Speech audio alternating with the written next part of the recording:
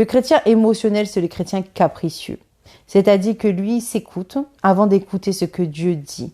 Il veut des choses et il estime qu'il les mérite. Donc, il tourne autour de lui-même. Et le chrétien spirituel, c'est celui qui meurt chaque jour à lui-même. Et attention, on parle bien d'un processus et d'une chronologie.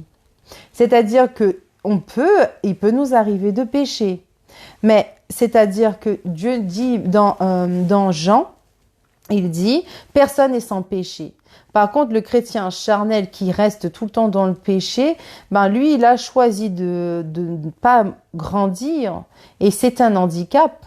On ne voit pas dans la nature quelque chose qui reste comme une graine. Si elle ne devient pas un arbre, elle est en train de pourrir, elle est morte. Un enfant qui ne grandit pas est handicapé. Ça n'existe pas, la nature nous parle. Donc, le chrétien charnel qui continue à tourner autour de sa chair, est-ce qu'il y a eu une renaissance ou est-ce qu'il a même abandonné Dieu à un moment donné lui-même? Parce que nous sommes destinés à grandir. Le chrétien émotionnel, c'est celui qui croit qu'il est en Christ, mais qu'il est en lui. Je suis désolée de le dire, mais celui qui tourne autour de lui-même n'a pas l'amour de Dieu, mais l'amour de lui-même.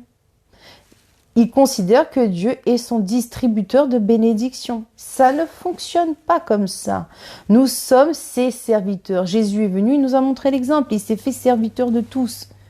Si tu veux être dans une position de roi et de prince, et si je sais que c'est très à la mode de le dire, oui, ok, dans le royaume de Dieu, tu as cette position.